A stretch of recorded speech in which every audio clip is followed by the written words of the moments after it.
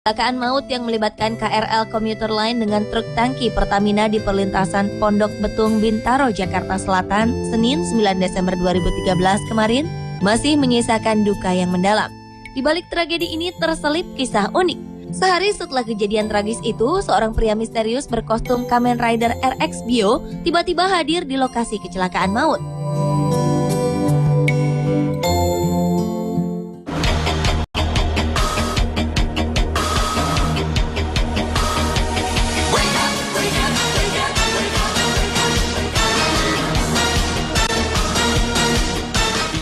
Warga pun langsung mengerumuni pria yang mengaku dari hutan dan datang mengendarai motor berwarna biru ini.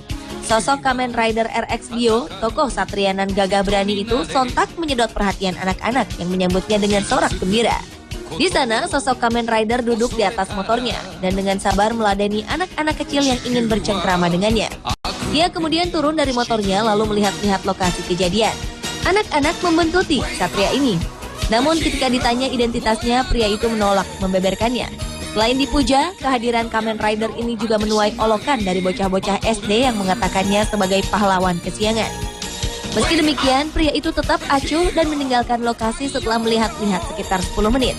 Paling tidak, kehadiran Kamen Rider RX Bio di lokasi kecelakaan maut ini bisa menjadi semacam trauma healing bagi masyarakat sekitar lokasi kecelakaan, terutama bagi anak-anak kecil yang secara tak langsung terguncang psikisnya usai kejadian kecelakaan maut itu.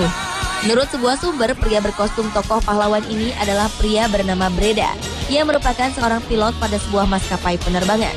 Selama ini dirinya memang dikenal sebagai pecinta karakter tersebut, sehingga ia mengoleksi baju Satria Baja Hitam. Ia mengaku bila dirinya hanya ingin melihat-lihat lokasi kejadian, tak berniat untuk menolong. Ia menjelaskan bila dirinya sedang berkeliling santai sambil memanasi motor belalang tempurnya di wilayah lokasi kecelakaan yang ia sebut daerah patroli. Lokasi ini memang tak jauh dari tempat tinggalnya.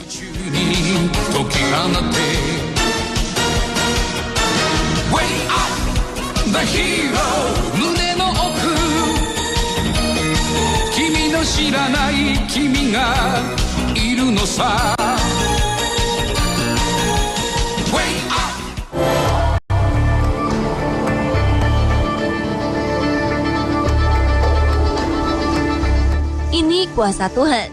Inilah kalimat pertama yang terlontar dari mulut gadis muda yang menjadi penumpang dan saksi hidup kecelakaan kereta api di perlintasan Pondok Betung, Jakarta Selatan. Gadis bernama Dinda Irmawati ini berangkat dari stasiun Pondok Ranji dan berdiri tepat di belakang pintu masinis sambil memegang gantungan tangan tepat di atasnya. Menurutnya ada firasat yang muncul sesaat sebelum terjadinya kecelakaan. Dinda mengalami peristiwa misterius. Ketika menghadapi pintu masinis, Dinda mendapati seorang pria membuka pintu dengan wajah tersenyum. Dinda menduga pria ini salah satu pendamping masinis. Ia bahkan sempat tertahan oleh senyuman itu dan mengurungkan niat masuk ke ruang lokomotif. Belum habis senyuman itu dipandang dan juga belum sempat masuk ke dalam ruangan masinis, suara ledakan terdengar.